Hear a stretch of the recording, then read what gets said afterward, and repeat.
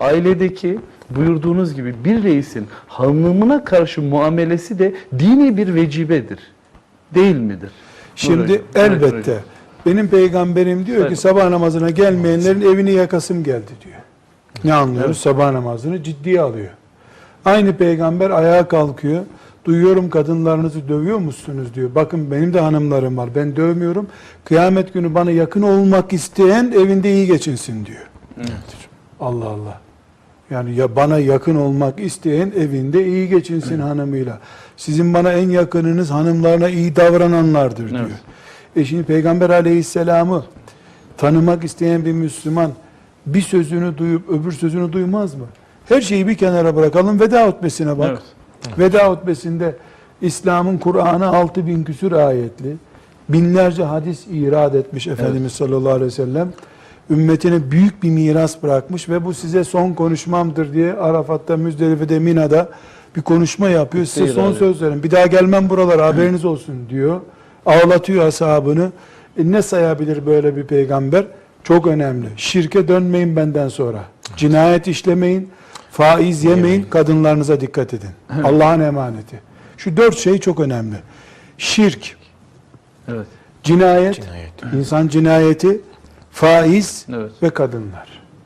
Veda hutbesinin 4 ana konusu. Namaz, oruç, hac, zekat, kurban kesmek, Kadir Gecesi. Nerede bunlar? Bakara suresi okuyun.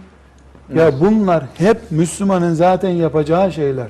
Ama bir peygamber veda ederken istasyonda çocuklarını veda edip işte gurbete giden bir baba gibi annenizi üzmeyin. Evet. Genç çocuğa ne tavsiye etti? Annenizi üzmeyin, çok para harcamayın. Bana mektup atın, telefon edin. Bir veda mesajı veriyor. Bu veda mesajı bugünkü sorunlarımız bizim. Evet. Bakın şirk tekrar geri geldi. İnsanlar şahısları putlaştırmaya başladılar. Yineden muskacılıktan işte boncukçuluğuna kadar şirkin işaretleri geri geldi tekrar. Veda hutbesi unutulduğu için. Faiz geri geldi demiyorum. Yerleşti diyorum. Geri gelmek falan yok. Faiz tam ekmek oturdu. Peynir oldu. Tam oturdu. Saf zehir ekmek peynir olarak oturdu.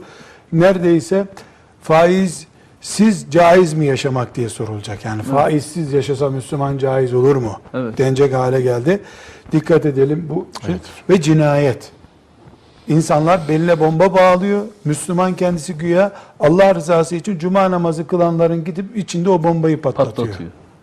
Ve bunu Allah rızası için yapıyor. Cuma namazı kılanı öldürüyor. Veda hutbesinde bunun ne manaya geldiğini anlıyoruz. Demek ki en büyük risk, ben sizin bir daha putlara tapınacağınızı zannetmiyorum ama boynunuzu birbirinizi öldüreceğinizi zannediyorum. Tehlike. Tehlike. Ve geliyoruz, dikkat edin, kadınları Allah'ın adını kullanarak emanet aldınız. Onlar size Allah'ın emanetleridir, dikkat edin diyor. Ya veda hutbesinin son cümlesi kadın cümlesidir.